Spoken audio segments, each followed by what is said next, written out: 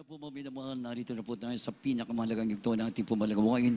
Ito po ang pagkikinig ng salita na ating pinakamamalapais. Kaya po inanyahan ko po kayong tumayo bilang pagbibigay galang sa salita na ating pinakamamalapais Jesus, na ito po'y dadalhin ng ating mga aral, ang ating beloved ordained preacher, beloved Brother Louie Angeles. Palakpakan po natin ating pinakamamalapais Jesus. Amen. God bless you po sa ating beloved co-preacher, Brother Paul.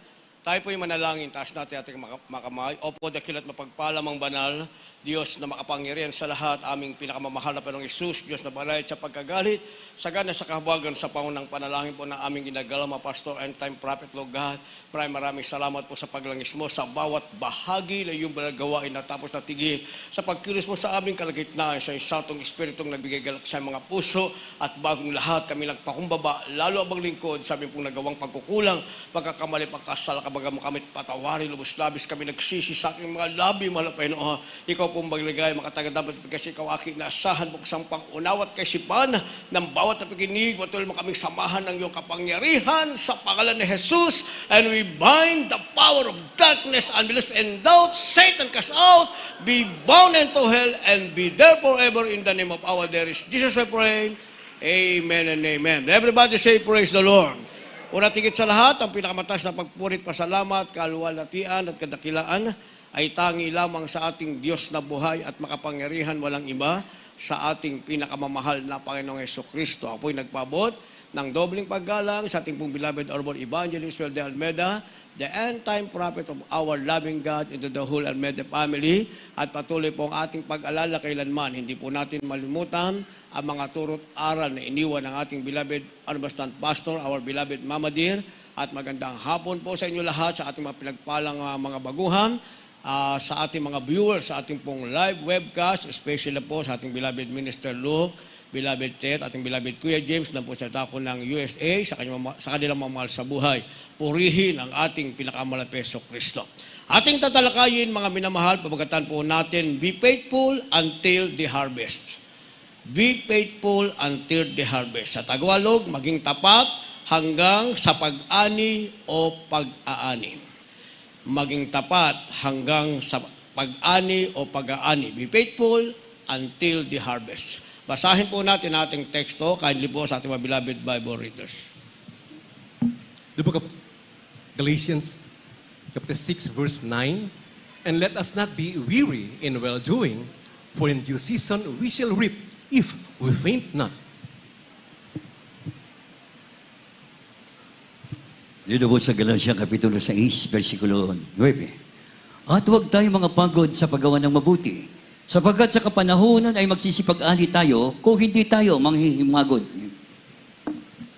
Palakpakan po natin, mga minamahal, ang ating malapay noon. Ang ating Diyos sa buhay sa langit, ang ating pinakamalapay Kristo, ang magpala ng kanyang banal salita. Sabi ng ating nabasa, mga minamahal, huwag daw tayong mapapagod. Sapagkat sabi ng banal na kasulatan, mga minamahal, huwag tayong mapagod sa paggawa ng mabuti, sapagkat sa kapanahunan ay magsisiani tayo. Ang sabi, mga minamahal, ang umaani lamang ay yung hindi napapagod o yung hindi naghihimagod. Dahil sa mundong ito, mga minamahal, alisin muna natin ang ating spiritual life. Hindi ka naman pwedeng mabuhay na hindi ka napapagod. Maghahanap buhay ka, magninegosyo ka, mga minamahal, anuman ang iyong gagawin, merong tinatawag na kapaguran. Kaya lang, mga minamahal, wala itong tagumpay na tinatawag, sapagkat mapapagod ka lamang at makikita mo ang sarili mo at the end of your life, mga minamahal, sa huling sandali ng iyong buhay, pagod na pagod ka. Wala kang bunga sa iyong pinaghirapan. Subalit sa paglilingkod sa ating pinakamamahal na Jesucristo, kapag ikaw ay naging tapat hanggang sa panahon ng pag-ani. Dalawa ang panahon ng pag-ani, mga minamahal. Habang nandito ka at naglilingkod ka sa ating pinakamamahal na Jesucristo, ang tinutukoy ko ay yung tunay na Diyos sa langit, mga minamahal. Dahil sa lupa ay meron din Diyos na Jesucristo rin ang kanilang tawag. Yon ang Diyos na likha ng kamay ng tao, na ito, mga minamahal, ay ginawa ng isang sculptor at ganun din ng isang mahusay na painter, at yun ang kanilang Diyos, mga minamahal. Kaya palagi nating sinasabi, sa langit ay meron lamang isang Diyos na dapat nating paglingkuran, sambahin sa Espiritu at katotohanan, walang iba. ang ating pinakamamahal na Hesus Kristo. Then let's go back to two kinds of harvest. Yung first harvest, mga minamahal, yan yung tinatawag na bunga ng yung paggawa habang ikaw ay narito. Kapag Kristiyano ka na, tinawag ka ng ating pinakamamahal na Hesus Kristo, meron kang tinatawag na paggawa. Gumagawa ka sa kalooban ng Diyos, nagiging tapat ka sa harapan ng ating pinakamamahal na Hesus Kristo. Sabi ng banal na kasulatan, ang bawat hipuin ng iyong kamay, pagpapalain ng ating pinakamamahal na Hesus Kristo. At yan ang ating napapakinggan. At tayo rin mismo ang nagsasabi, mga minamahal, kagaya ng isa nating mahal na kapatid kanina, wala siyang pinag-aralan, mga minamahal. Kaya nga sa paglilingkod sa Diyos, ako lagi kong sinasabi, hindi na mahalaga kung may pinag-aralan ko, ang wala kang pinag-aralan. Ang mahalaga, natagpuan mo at nakilala mo ang Diyos na dapat mong paglingkuran. Dahil maraming taong matalino, mga minamahal. Kaya nga sinasabi ko sa inyo, ang buwan nga darating ng isang matalinong tao. Ang Mars darating ng isang matalinong tao. During my high school time, mga minamahal, second year high school, ang pinag-uusapan na ang Jupiter gagawing second Earth. Kukuha sila ng algae sa dagat at dadalhin sa planet Earth, mga minamahal, sa planet Jupiter para maging second Earth. Pinag-aaralan nila yon hanggang sa napunta sila sa Mars, mga minamahal. Yan ay matatalinong tao, pati yung outer space at ibang planeta ay kaya nilang marating sa karunungan nila. Pero meron silang isang lugar na hindi nila kayang marating. Pero naaabot ito, mga minamahal, pag gumamit sila ng kanilang mga gamit, naaabot ito ng kanilang pananaw. Ang hindi nila alam paano sila makakarating, saan yan? Sa tunay na langit na tahanan ng ating pinakamamahal na Panginoong Jesucristo. Kaya sa paglilingkod sa Diyos, hindi pag-uusapan. Meron ka bang natapos? Wala ka bang kaalaman? Sinasabi na lang natin yan, mga minamahal, tayo walang alam. Pero hindi sinasabing i-degrade natin yung ating sarili, mga minamahal. Niluwalhati natin ng Diyos nang makilala natin ang mahal na Panginoon. Tunay naman na wala tayong alam. Nagkaroon lang tayo ng karunungan at alam na natin ngayon na pumunta sa langit dahil alam natin ang ating pinakamamahal na Hesus Kristo. Siya ang daan patungo sa langit. Siya ang buhay. May buhay kang walang hanggan. Siya ang katotohanan ng ikaw ay tagapagmana ng buhay na walang hanggan. Kaya sinasabing first harvest, mga minamahal, habang gumagawa ka sa mahal na Panginoon, para kang nagtatanim. Ang isang taong nagtatanim, mga minamahal, pawis na pawis ka, pagod na pagod ka, pero wala ka pang nakikitang bunga. Binubungkal mo ang lupa, mga minamahal, araw-araw mo yang binabalikan. Pinipino mong maigi, sinisigurado mo na kapag inilagay mo ang binhing inilagay mo ay tutubo at magbubunga, pero you have to wait, mga minamahal. Kailangan mong maghintay. Hindi pag ikaw ay nagtanim na, aani ka na. Minsan nagtatanim ka na, wala ka pang inaani pag mali ang iyong proseso. Kaya meron tayong inaani, and that is our first fruit, mga minamahal, and that is according to our work. Yung ating pagiging tapat sa ating mahal na Panginoong Jesucristo. Kung naging tapat tayo sa paggawa, sabi ng banal na kasulatan, saan ka man pumaroon, ang bawat hipuin ng iyong kamay, pagpapalain ng ating pinakamamahal na Jesucristo. First harvest, mga minamahal. And second harvest, kapag tayo naging tapat, mga minamahal, yan ay yung buhay na walang hanggan. Hindi ka na mabibigla na ikaw ba'y tagalangit o hindi tagalangit. There's no confusion kung magtanong ka sa iyong sarili, nakaharap ka sa salamin, sinasabi mo, ako ba'y tagalangit o hindi tagalangit? Ikaw na ang pwedeng sumagot sa sarili mo. Kung nakita mo, ikaw ay naging tapat, ang bawat hinipo ng iyong kamay ay pinagpala ng ating mahal na Panginoon. Hanggang sa huling hininga ng iyong buhay, ikaw'y gumagawa para sa ating mahal na Panginoon. Huwag mo na itanong sa iba, ikaw ang sumagot na ikaw ay merong haharvestin, merong kang aanihin ang pinangakong langit ng ating pinakamamahal na Panginoong Jesucristo. Kaya sabi ng ating nabasa, mga minamahal, we must be faithful until the harvest. Hanggang sa pag-ani, mga minamahal. Kaya hindi tayo pwedeng maging tapat sa 1 taon lamang, sa 5 taon lamang, sa 10 taon lamang, mga minamahal. Kapag tayo ay napagod na, ay tayo naman ay hihinto na. Kaya hindi rin tayo pwedeng maging Kristiyano kasi may karamdaman ako. Gusto ko maging Kristiyano. Saan? Sa Jesus Miracle Crusade. Gusto kong maging Kristiyano. Bakit? Meron kasi akong karamdaman. Ang alam ko, pag sa Jesus Miracle Crusade ka pumunta, gagaling ang karamdaman mo. Totoo naman, mga minamahal. Pero hindi nga natin pinag-uusapan ang kagalingan ng karamdaman.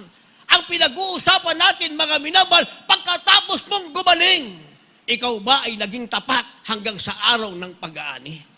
Dahil kung pag-uusapan ay kagalingan, marami ang atlet, malusog sila. Kung pag-uusapan ay kayamanan, maraming mayaman, lahat ng bagay ay kaya nilang bilhin at nasa kanila. Pero meron silang isang bagay na wala na hindi nila makakamtan kahit ubusin nila ang kanilang kalusugan at kayamanan. Yan ang sila'y maging tagapagmana ng buhay na wala hanggan. At yan ang meron naman tayo, mga minamahal. Yan ang meron tayo. Kaya nating siguraduhin, kaya nating ipagsigawan na tayo ay tagapagmana ng buhay na walang hanggan. Dahil kung hindi mo isisigaw sa iyong labi na ikaw ay tagapagmana ng buhay na walang hanggan, wala kang aanihin, mga minamahal. Subalit isigaw mo yan kung ikaw ay naging tapat hanggang sa araw ng tinatawag na pag-ani. Bakit ito kailangan, mga minamahal? Dahil sabi ng banal na kasulatan, ayaw at gusto natin, the last day will come.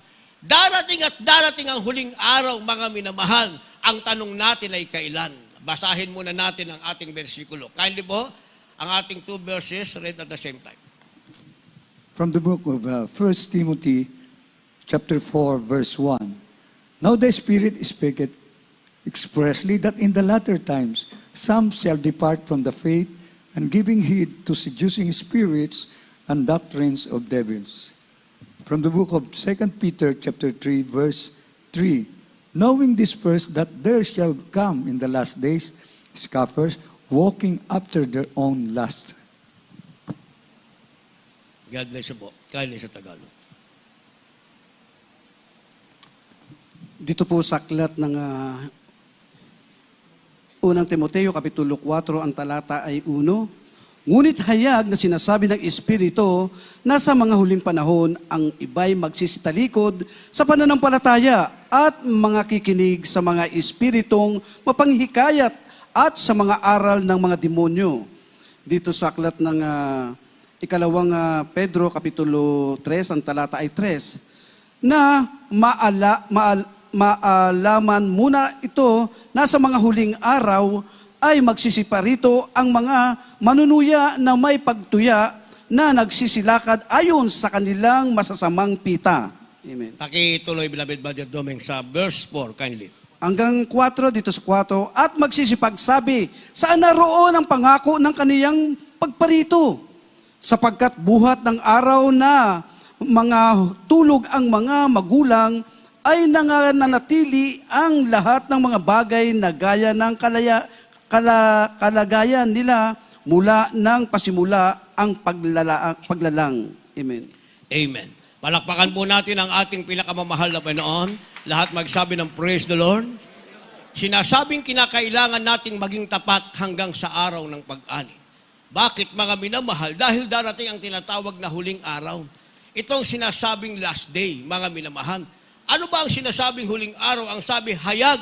Ang sinasabi ng Espiritu, sa huling panahon, ang iba ay magsisitalikod sa pananampalataya. Kaya kung ikaw ay tumalikod na sa pananampalataya, dumating sa iyo ang huling araw. Yan ang sinasabi ng banal na kasulatan, mga minamahal. Hindi na kailangang bumuka pa ang lupa. Sasabihin mo, ito na ang sinasabing earthquake, mga minamahal. Nabubuka ang lupa, ang buong paligid ay magdidilim. Sa buhay mo, dumating ang huling araw dahil tumalikod ka sa pananampalataya. Naganap sa iyo ang sinasabi ng banal na kasulatan. Kaya ang sabi, mga minamahal, ang iba'y magsisitalikod sa pananampalataya, sila'y makikinig sa mga espiritong mapanghikayat at sa mga aral ng demonyo. Yun ang magiging kalagayan, mga minamahal ng tao. Kaya itong nakakatakot na bagay.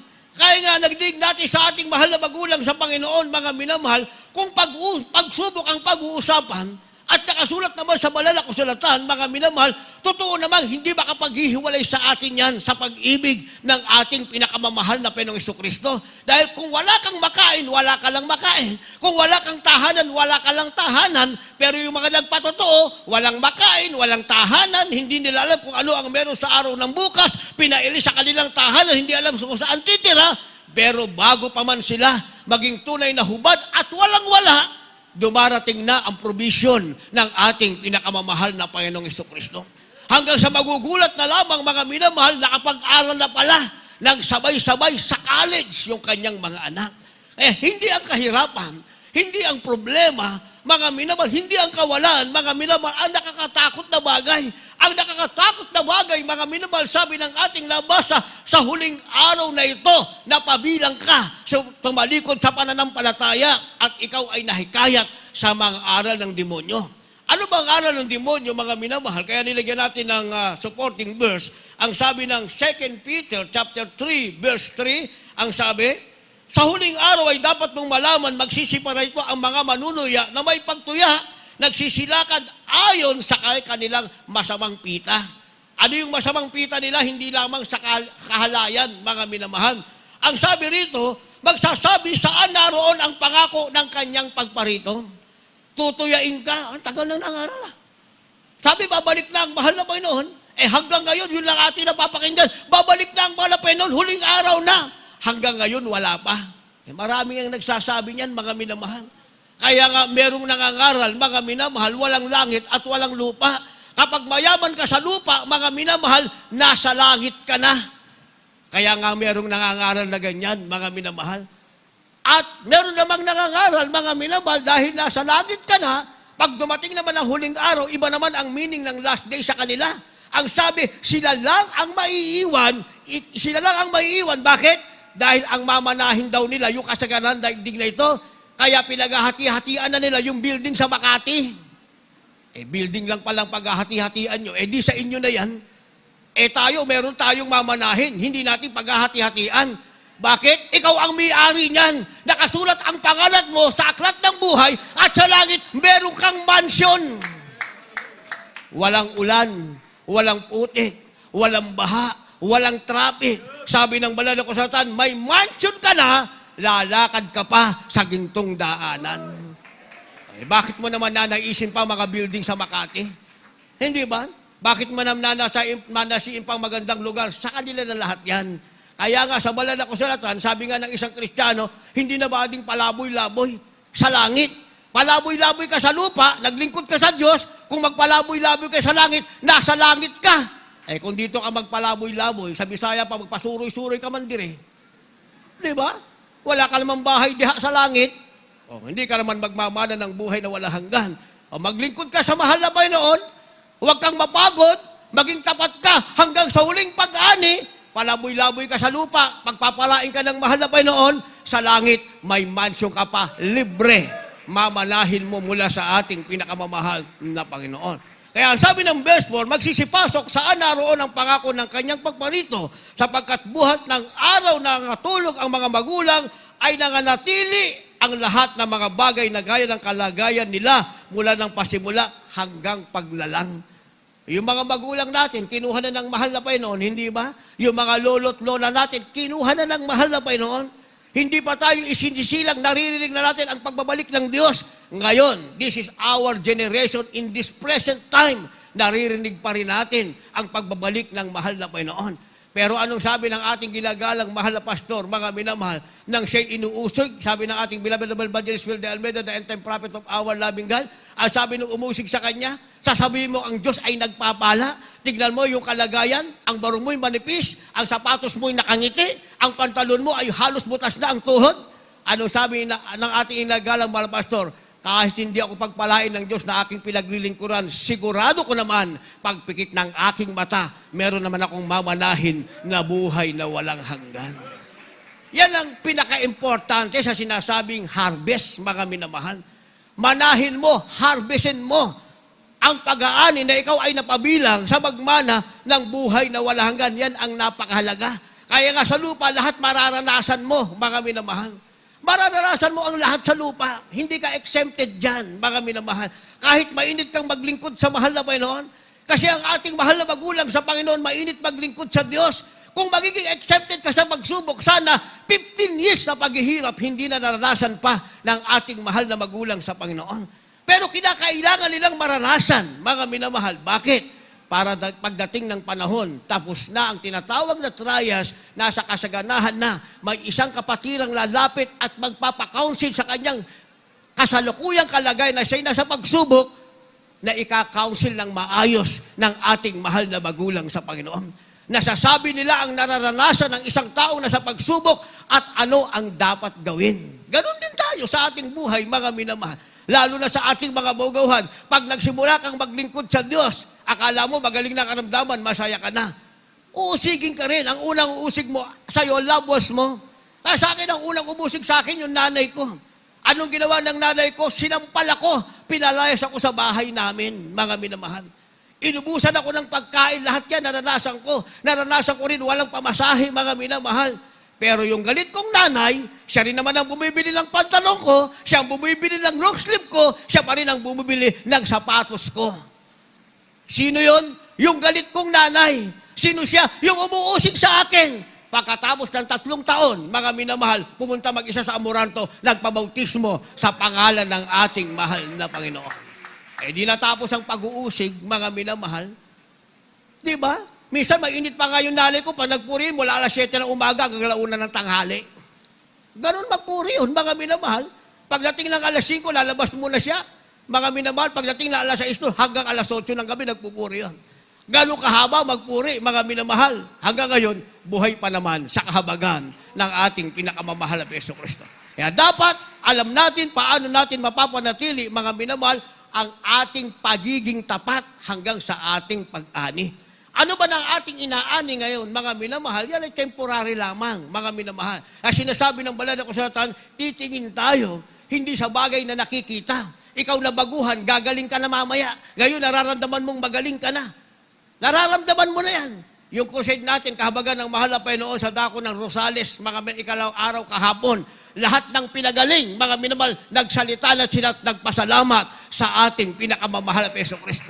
Sabi ng isang paralyzed, sa haba niyang panahon na siya'y paralyzed, mga minamahal, hindi niya nagawa na siya'y lumakad na walang tungkod. Pero kahapon, mga minamahal, sa pangalan ng ating pinakamamahal na Yesu Kristo, sa panalangin ng ating beloved Noble Evangelist Will de Almeida, the end-time prophet of our loving God, umakyat na sa stage, hindi na siyang may hawak ng kanyang baston, iba na ang may hawak. Ang sabi niya, itong araw na ito, ngayon lang ako naglakad na hindi humahawak ng baston. Pero walang kwentang pagpapala yan, mga minamahal. Pansamantala lang yan, pansamantala, mga minamahal. Sa banal na kasulatan, sabi ni Apostol Pablo, tumitingin kami sa bagay na hindi nakikita, sapagkat yan ang bagay na magpakailanman ay hindi mawawala. Yan nga ang buhay na walang hanggan. Yan ang dapat nating ma-harvest, mga minamahal. Gayon pa man, ha-harvest at ha-harvest pa rin tayo. Kaya nga meron tayong patotoo, mga minamahal. Sasabihin kong hinarvest ko na ang kagalingan ng aking karamdaman for almost 33 years by faith hanggang rapture. Hindi bumalik ang aking ketong. Anong tawag dyan? Good harvest. Mga minamahal. Hindi ba? Hanggang ngayon, buhay tayo, may lakas tayo, nagagamit tayo sa ubasan ng mahal na Panginoon, sa kabagan ng ating mahal na Panginoon. That is good harvest. Gayon din naman kayo, mga minamahal. Kaya paulit-ulit tayong narito, mga minamahal, because what we have is the good harvest. Pero hindi pa yan ang tama. Merong tinatawag na final harvest, and that is eternal life. Kaya dapat alam natin paano natin ito mapapanitili. Ano ang sagot? Kindly po. The book about the prophet Ezra, chapter 10, verse 4. Arise, for this matter belongeth unto thee. We also will be with thee. Be of good courage and do it. God bless you po. Ezra Kapitulo 10, versikulo 4. Bumangka sapagkat ang bagay na ukol sa iyo at kami isuma sa iyo. Magpakatapang kang mabuti at iyong gawin. Amen. Palakpakan po natin ang ating pinakamamahal na Panginoon. Lahat magsabi ng praise the Lord. Ito pala ang bagay, mga minamahal, na mabuti sa atin para mapanatili natin ating pagiging tapat hanggang sa araw ng pag-ani. Sabi ng ating nabasa, bumangon ka. Kasi minsan, mga minamahal, talagang tayo'y nabubuwal. Lahat magsabi ng amen. Di ba? Hindi mo pwedeng sabihin, ako'y Kristiyano, hindi nabubuwal. Nabubuwal tayo, mga minamahal. Kasi araw-araw nasa kipagbaka tayo. Araw-araw, mga minamahal, meron tayong struggle. Pero masaya ang ating buhay, mga minamahal, bagamat merong struggle, mga minamahal. Yung ating mahal na kapatid na galing sa Canada, hindi basta-basta. Totoo naman, mga minamahal. Ang pumunta sa ibang bansa, hindi yan basta-basta. Ang iwanan mo lang ang pamilya mo, hindi yan basta-basta. Nasa ibang bansa ka na, hindi yan basta-basta. Salamat sa mahal na Panginoon, meron tayo ngayong gawain kahit saan bansa ka pumunta. Pero kung mangangarap kang pumunta sa bansa, sa ibang bansa, na hindi mo tinatarget ang bansang meron tayong gawain, ang gusto mo lamang ay kumita, wala kang kikitain. Marami nang gumawa niyan, mga minamahal. Marami nang gumawa. Doon lang sa dako ng Marilao, mga minamahal. Kuya, pa-pray. Bakit? Kasi punta ako sa ibang bansa. Hindi ko na sabihin yung lugar kung saan bansa. Sinabi ko na sa kanya, and this is your obligation, you have to give first your tithes and love offering. Sinabi ko na lahat, mga minamahal. Yung huling-huli, kuya, alis na kami. Papayuhan ko pa sana. Hindi, kuya, meron na kaming ticket. Hindi na ako kumibo. Meron na daw silang ticket eh. Meron pa sana akong sasabihin. Kasi yung struggle sa immigration, mga minamahal, naku, napakahirap yan. Hindi basta-basta yan. Isang maling tanong sa'yo, offload ka na. Naranasan yan ng ating mga kasama, mga minamahal. Meron daw silang ticket. Kuya, pag-pray mo na lang kami, meron na kaming ticket. Di pag-pray, pinag-pray. Pagdating ng isang araw, mga minamahal, nando na. Bakit? Ano nangyari? Magkapatid pa naman, no-upload. Hindi ba? Kayong advice, mahalaga yun, mga minamahal eh. Akala nila, pag may ticket na sila, papunta sa ibang bansa, may ticket ka na, nakabili ka ng ticket na aeroplano, pwede ka na. Lahat naman ng agency, bibentahan ka ng ticket. Ano naman pakialam nila sa'yo kung makaalis ka o hindi, basta bilhin mo yung ticket nila. Hindi ba? Kailangan ng advice, mga minamahal. Marami pa sana akong sasabihin eh. Sabi, may ticket na daw sila, prayer na lang daw ang kailangan. Di pinag-pray natin, mahal na Peno, kung anong kalooban mo, yun ang magaganap sa kanila. Anong kalooban ng Diyos? Ma-upload. Yun ang kalooban ng mahal na Panginoon eh. Kaya sabi ng ating nabasa, bumangon ka, sapagkat may bagay na ukol sa iyo, at kami ay sumasa iyo, magpakatapang kang mabuti, at iyong gawin. Anong sabi ng ating nabasa? Huwag kang malulugmok. Ano man ang mangyari, babangon ka dahil may bagay na uukol sa iyo. Kung ang bagay sa kasalukuyan ay naukol sa iyo, ito man ay kabiguan, hindi katuparan ng hiniling mo sa mahal na Panginoon, bumangon ka. Huwag mong pabayaang lagi kang bumabagsak dahil ang sabi ng ating nabasa, may bagay na uukol sa iyo. Kung madilim ang panahon sa araw na ito, bukas liliwanag yan. Ang liwanag ay nauukol para sa iyo. Kung malungkot ka ngayon ka lang malungkot. Hindi sa habang panahon ikaw'y malungkot, maliban na lamang piliin mo na hindi ka na bumangon pa. At ang kalungkutan mo mula sa araw na ito hanggang sa wakas ng iyong buhay. Pero pag bumangon ka, sabi ng ating nabasa, kung naukol sa iyo ngayon ang pagluhan ng kalungkutan, dahil bumangon ka, bukas may nauukol sa iyo luha ng kagalakan. Kaya nga, dito lang sa atin, dito lang, kung pwede lang sana, huwag na matapos ang kapuspusan ng Espiritu Santo. Di ba? Yun ang ating pangarap, mga minamahal. Kaya nga pag matatapos na ang choir singing, malungkot na tayo. Di ba? Kasi ang kasunod ng preaching na, mamaya maghihiwa-hiwalay na naman tayo.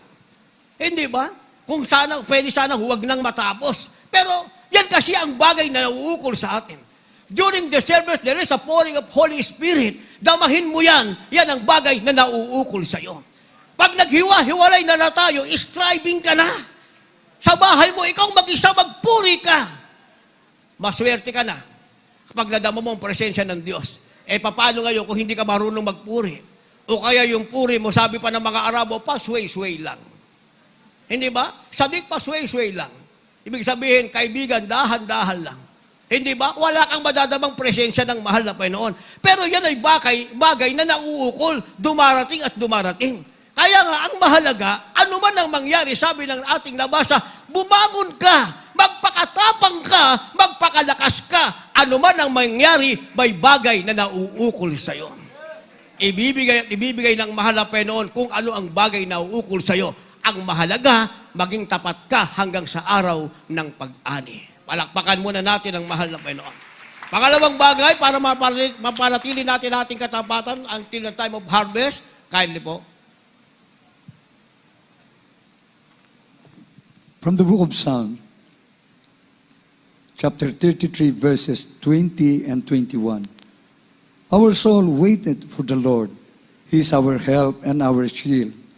For our heart shall rejoice in Him, because we have trusted in His holy name. God bless you po. Sa Tagalog, kindly.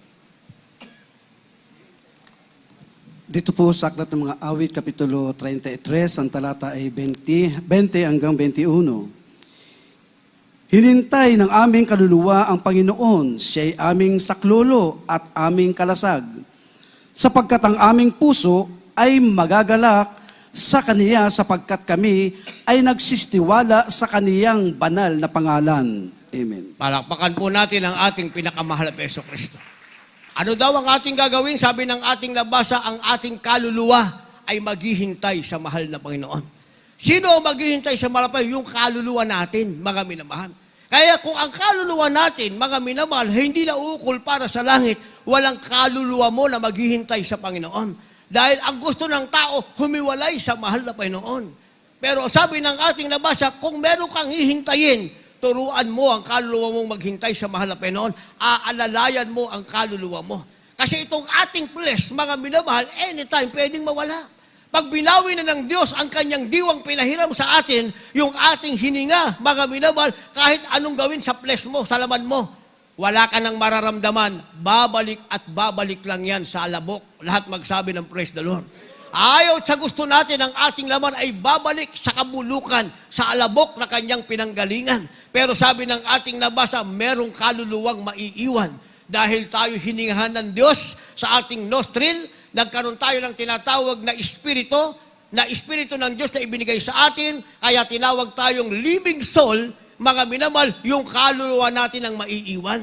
It's either, ito'y mapunta sa langit o mapunta sa tinatawag na impyerno o lugar na pagkapahama. Kaya sabi ng ating nabasa, panatiliin mo ang iyong katapatan hanggang sa araw ng pag-ani dahil ang kaluluwa mo ay dapat maghintay sa ating pinakamamahal na Panginoong Jesucristo. Huwag mong pabayaang mapagod ang iyong kaluluwa. Huwag mong pabayaan ang kaluluwa mo, mga minamahal, tamad nang magpuri, tamad nang magbigay, tamad nang dumalo sa gawain. Sa bawat sandaling makita natin ang ating sarili, lalo na ikaw na baguhang pinagaling na, makita mo ang iyong sarili, palagi kang nasa gawain, isigaw mo, ikaw na ang pinagpala sa lahat ng pinagpala. Dahil kung sa susunod na araw, hindi mo na makita ang sarili mo dyan na nakaupo, wala ka nang nararamdaman, hindi mo nakatabi ang mga Kristiyanong tagapagbana ng buhay na walang hanggan, ikalungkot mo na ang kalagayan ng iyong kaluluwa. Hindi na siya naghihintay pa sa ating pinakamamahal na Panginoong Jesucristo. Kaya sabi ng ating nabasa, verse 21, ang ating kaluluwa ay dapat maghintay sa Panginoon. Verse 20 rather, and verse 21 ang sabi, ang puso natin ay dapat magalak sa Panginoon. Palakpakan muna natin ang ating mahal na Panginoon. Kaya minsan merong lungkot, nilalabanan natin yan, mga minamahal. Hindi ba? Ang problema ay walang katapusan yan, mga minamahal. Pero tayo, iba tayo ngayon, mga minamahal. Ako, nagbibilang ako ng problema. Mahal na Panginoon, 4 problema ko. 4 ang problema ko, mahal na Panginoon. Ikaw ang lulutas niyan. O bigyan ko kayo ng sample. Doon sa Marilao outage natin, mga minamahal. Pinagsabay-sabay natin yun. Di problema natin lahat yun, kailangan magawa ng maayos. Mahal na Panginoon, ikaw ang lulutas niyan. O nilutas naman ang mahal na Panginoon. Kaya yung iba ayaw sa problema. Tayo, ang gawin natin, bilangin natin yung problema natin. Hindi para tayo ma-depress. Bilangin mo, mahal na Panginoon, meron ako 5 problema. Ikaw ang lulutas ng una hanggang 5 problema. Isang araw makikita mo, lutas na ang lahat ng problema. Sinasabing, magalak ang puso mo sa Panginoon.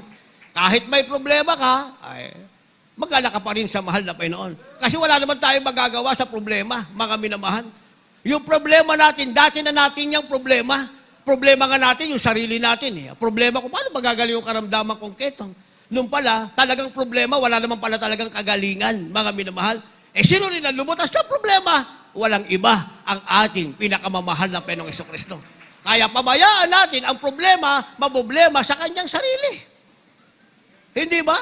Pabayaan natin. Problema siya. Ikaw problema. Bahala kang mamoblema sa iyong sarili. Ako, ang puso ko, magagala sa Panginoon. Ayun ang sinasabi ng banal na kasulatan. Ang ating kaluluwa ay maghintay sa mahal na Panginoon, ang ating puso ay magalak sa Panginoon. Pag nagawa natin ito, mga minamahal, sabi ng banal na kasulatan, finally, ang mata ng Diyos ay nakatingin sa atin, tayo ay mananatiling tapat hanggang sa araw ng pag-ani. Kindly po, last verses po natin. Maganda po ating malugtog, mga magpawi. The book of Psalm chapter 33 verses 18 and 19. Behold, the eye of the Lord is upon them that fear him, upon them that hope in his mercy, to deliver their soul from death, and to keep them alive in famine. Amen. Mga awit Kapitulo 33, versikulo 18 at 19. Narito ang mata ng Panginoon ay nasa kanila na natatakot sa Kanya. Sa Kanya nagsiasa sa Kanyang kagandahang loob, upang iligtas ang Kanyang kaluluwa sa kamatayan, at upang ingatan silang buhay sa kagutom. Amen. Palakpakan po natin ang ating mahal na Panginoon. Lahat magsabi ng praise the Lord. Sabi ng ating nabasa, kapag napanatili nating tayo'y tapat hanggang sa araw ng pag-ani, mga minamahal, ang sabi, ang nasa atin ay ang mata ng ating mahal na Panginoon. Dahil tayo nananatiling may takot sa Diyos. At ang sabi rito, mga minamahal, sa verse 19, ang ating kaluluwa ay ililigtas ng mahal na Panginoon, at maging ang ating buhay ay iingatan sa kagutuman. Kaya dumating ba ng kagutuman, naranasan natin lahat yan, mga minamahal. 2 years, mga minamahal, na meron tayong problema, hindi lang sa ating sariling bansa, sa iba't ibang bansa, mga minamahal. Di ba? Ang kagutuman ay laganap, mga minamahal. Pero isinisigaw pa rin ang anak ng Diyos, kailanman hindi sila ginutom ng ating pinakamamahal na Panginoong Jesucristo. Isipin nyo, sa dako na may kawayan pa tayo noon, na-quarantine kami dyan, 2 buwan, mga minamahal. Mula March, di ba nagsimula? March, tuloy-tuloy yun, March 15, lockdown na, mga minamahal. Ang nangyari, ang mahal na Panginoon talagang magsusupport ng lahat ng ating pangailangan, magpo-provide, mga minamahal. Yung mga kapatiran natin, nagdala ng pagkain, wala kaming rep, di ginagawa namin, marami siya dala ng pagkain, luto lahat. Lockdown ba ngayon? Naghirap ba? Ba't ang dami natin pagkain? Hindi ba? Wala kami mapaglagyan. Nag-preach ako dito, wala kami mapaglagyan ng pagkain. May nagpadala ng rep, napakalaki. 6 to ang height. Puno pa rin ang pagkain. Bakit? Sabi pala ng ating labas sa mga minamahal, iingatan kang buhay ng Diyos sa kagutuman. Ang iyong kaluluwa ay iingatan ng Diyos sa hukay ng kamatayan. Sila'y magugutom, sila'y mababawian ng buhay, na natili kang tapat, naghihintay sa pagdating ng pag-ani ng ating mahal na Panginoon. Tayong lahat ay tumayo. Ating pinagpalang baguhan, mga minamahal, dali natin sila sa harapan. Gusto nilang manatili, mga minamahal, at tanggapin ang gantimpalan ng Diyos. Awitin natin ang awiting huwag kang bibigay. Tayo mananatili sapagkat may bagay na nauukol sa atin. Ano man ang ating kalagayan, kailanman ang mata ng mahal na Panginoon ay nanatiling nasa atin. Tayo po yung mauwit na. Hallelujah.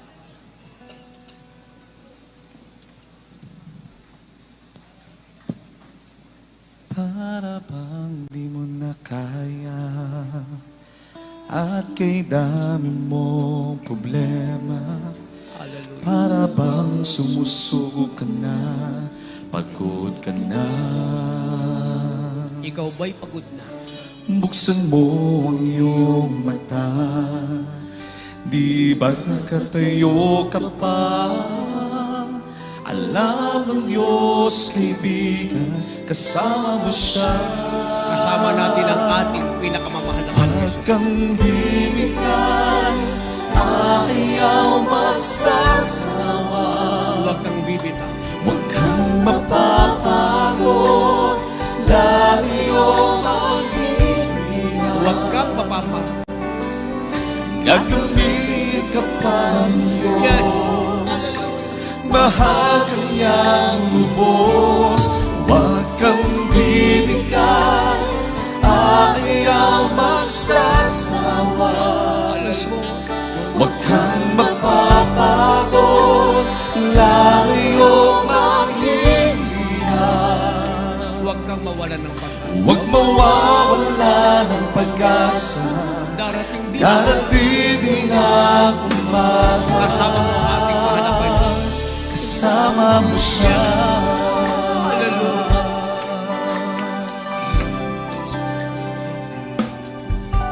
Ibabangon niya muli Hallelujah. Kung ikaw ay May Diyos na handang magbangon sa atin. tatayo kanya sa tuwing nagtalpa. Hallelujah. Malayo na ang iyong narating. Malayo na ang ating narating. Wala nang babalikan muli. Wala na tayong babalikan pang muli. Kaya mo yan, kaibigan, kasama mo siya. Kaya mo yan. Kasama natin ang mahal Huwag mo yan. kang bibigay, ayaw magsasawa. Hallelujah. Huwag kang mapapagod, lalayo maghihina. Gagawin ka pa yun, Mahal ka niyang lubos. mahal ka niyang lubos. Huwag kang bibigay, ayaw magsasawa. Huwag kang mapapa. Huwag kang mapapagod, lalayo maghihina. Huwag mawawala ng pag-asa, darating din ang umaga. Hallelujah. Kasama mo siya. Ang ating Diyos ay palagi natin kasama. Ano man ang ating maging kalagayan, kasama natin ang ating mahal. Huwag kanyang mali, kung ikaw ay magkamali. Hallelujah. Itatayo kanya sa tuwing magtama. Thank you so much. Malayo na ang iyong narating, wala nang babalik ang muli. Kaya mo yan, kaibigan, kasama mo siya. Thank you so much, O Lord. Ikaw ay lagi. Huwag kang bibigay, ayaw magsasawa. Huwag kang mapapagod, lalayo maghihina. Gagawin ka pa rin yun, mahal ka niyang lubos. Huwag kang bibigay, ayaw magsasawa. Huwag kang mapapagod, lalayo maghihina. Huwag mawawala ng pag-asa, darating din ang umaga. Huwag kang bibigay, ayaw magsasawa. Huwag kang mapapagod, lalayo maghihina. Gagawin ka pa ng Diyos, mahal ka ng lubos. Huwag kang bibigay, ayaw magsasawa. Huwag kang mapapagod, lalayo maghihina. Huwag mawawala ng pag-asa, darating din ang umaga. Kasama mo siya. Purihin ang ating pinakamamahal na Panginoon.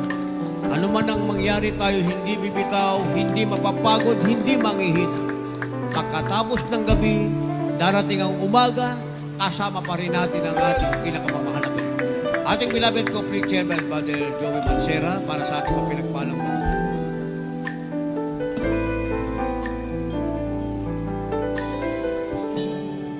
God bless you, beloved ordained preacher Louis Angeles. Hallelujah. Sa ating minamahal na mga bisita, mga baguhan, maging ating live webcast viewers, kayo po ay lubos na pinagpala sapagkat alam namin ang ating pinakamamahal na Panginoong Hesus ang nagdala sa inyo dito sa tunay na iglesia ng Diyos. Saksi po kayo kung paano ang kumikilos ang ating mahal na Panginoon, ang mga buhay na patotoo. Ito po yung katuparan ng Diyos sa mga tapat na anak niya. Ito yung salita na may kapangyarihan. Kaya kung isuko nyo, ibigay nyo ang inyong buhay sa ating pinakamamahal na Panginoong Hesus, kayo rin po ay lubos na pagpapalain. Merong 4 na reglamento ng kaligtasan. Una po ay ang pananampalataya. Kailangang sumampalataya ka sa Diyos, sa nag-iisang Diyos, na bumaba mula sa langit at nagpahayag bilang tao upang magdusa at mamatay sa krus ng Kalbaryo para sa kasalanan ng buong mundo. At nabuhay na maguli upang patunayan siya ang nag-iisang Diyos, wala nang iba, ang ating pinakamamahal na Panginoong Hesus. Ang pangalawa ay ang pagsisisi. Kailangang pagsisihan mo ang lahat ng iyong mga kasalanan at iwanan ang makasalanang buhay na hindi mo na kailanman babalikan pa. Kapag nakita ng ating dakilang Diyos na nais mong totoong magbago upang maging banal at matuwid, tutulungan ka niya. Ang pangatlo ay ang bautismo sa tubig sa pangalan ni Jesus. Ito po ay yung upang mapatawad, lubos mapatawad ang iyong kasalanan. Ilulubog ka sa tubig, true immersion po ito sa pangalan ni Jesus. Pag-ahon mo, paglubos talaga ang pagsisisi mo, paglubog mo, napakabait ng Diyos at talagang nakahanda siyang magpatawad sa iyo. At ang pang-apat, yun po yung napatawad ka na, ikaw ngay banal. Ang banal na Espiritu naman ay sasayo. Siya mismo ang magbabautismo ng banal na Espiritu. Baptism of the Holy Ghost. Bautismo ng banal na Espiritu. Ang ating pinakamamahal na Panginoong Hesus ang magsasagawa niyan. Kaya sinasabi po sa Gawa 2:38, mangagsisi kayo at mangagbautismo ang bawat isa sa pangalan ni Jesucristo sa ikapagpapatawad ng iyong mga kasalanan at tatanggapin nyo ang kaloob ng Espiritu Santo. Kaya mga minahal, mahalaga po ang bautismo. Kaya sa ngayon, mga oras na ito, isuko nyo ang buhay nyo sa ating mahal na Panginoon. Itaas nyo po ang iyong dalawang kamay. Kayo po yumuko, pumikit. Sumunod po kayo sa panalangin ito. Sabihin nyo po, pinakamamahal na Panginoong Hesus, narito po ako, buong puso, nagpapakumbaba. Humingi ng kapatawaran sa aking mga kasalanan. Ako po'y nagsisisi at lubos na humihingi ng kahabagan sa iyo. Pinakamamahal na Panginoong Hesus, tinatanggap kita bilang sarili kong tagapagligtas, hari ng aking buhay. Maglilingkod na po ako sa iyo mula ngayon hanggang sa iyong pagbabalik. Tulungan mo po akong masunod ang iyong banal na kalooban. Iniibig kita, pinakamamahal na Panginoong Hesus. Pumasok po kayo sa aking puso na marumi sa kasalanan at hugasan mo po ako ng iyong banal na dugo na umagos sa krus ng Kalbaryo nang dahil sa akin sa pangalan ng pinakamamahal na Panginoong Hesus. Manatili pong nakatasan yung kamay, makipag-ugnayan at kami naman po ang mananalangin para sa inyo.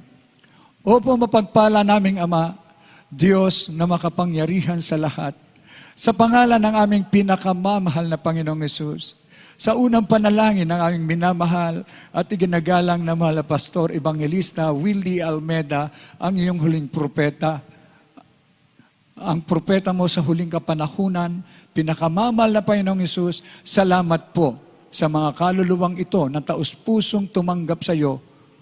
Patawarin mo po sila at isulat mo ang kanilang pangalan sa aklat ng buhay.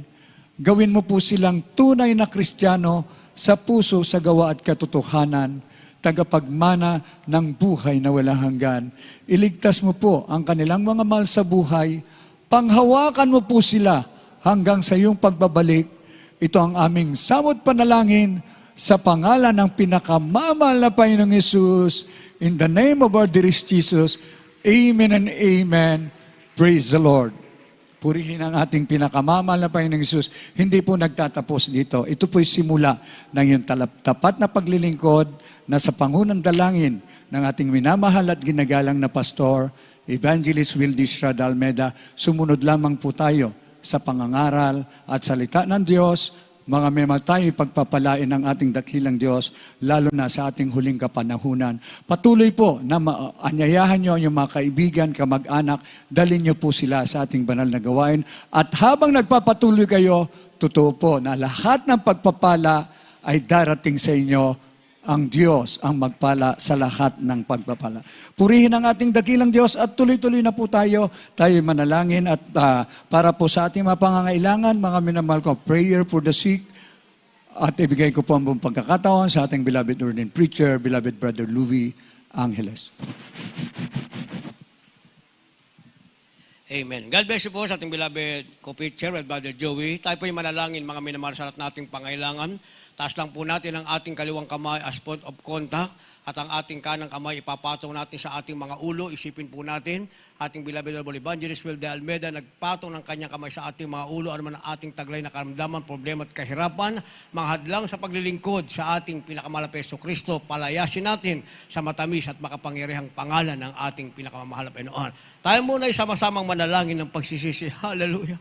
Opo, dakilat mapagpala amang banal Diyos na makapangyarihan sa lahat, aming pinakamamahal na Panginoong Hesus. Diyos na banayad sa pagkagalit sa gana sa kahabagan sa pangunang panalangin po. Aming ginagalang mga pastor and time prophet, Lord God, dahil tumana kasama namin magbaguhang tumanggap sa iyo. Sama-sama kaming dumudulog sa to ng biyaya. Kabagan mo kami't patawari sa lahat ng aming nagawang mga pagkukulang, pagkakamali, pagkasala sa kainang amin sa namin na pagbibigyan. Pagsalagsang sa iyo, banal na kaoban, lubos-labis kami nagsisi, mahal na Panginoon.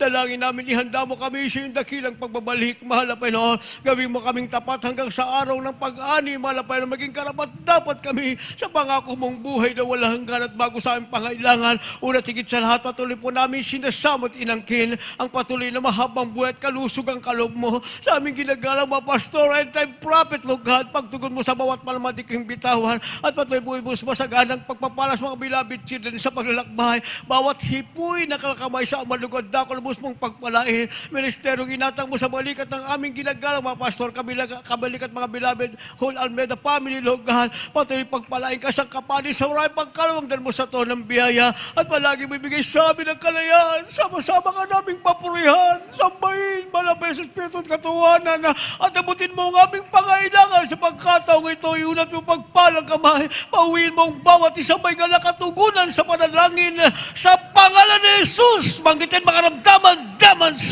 of incurable sickness and diseases, demons of leprosy, TB, diabetes, asthma, goiter, heart disease, demons of paralysis, blindness, cancer, any kind of viruses comes out from us, complete healing and deliverance right now in the name of Jesus. Demons of evil thoughts, carnality, materialism, dismay, friends, problem, watch and clutches of the devil, cast out, be bound into hell and be there forever, complete healing and deliverance right now in the name of our dearest Jesus we pray.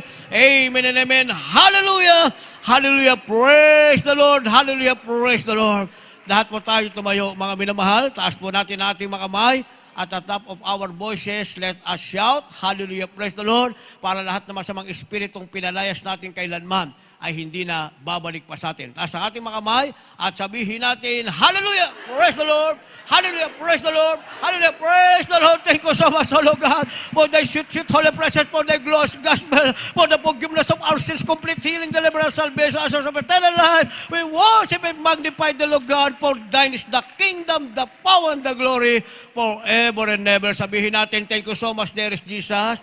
We love you so much, dearest Jesus. Lahat magsabi ng praise the Lord. Purihin natin malapeso Kristo. Tayo ba yung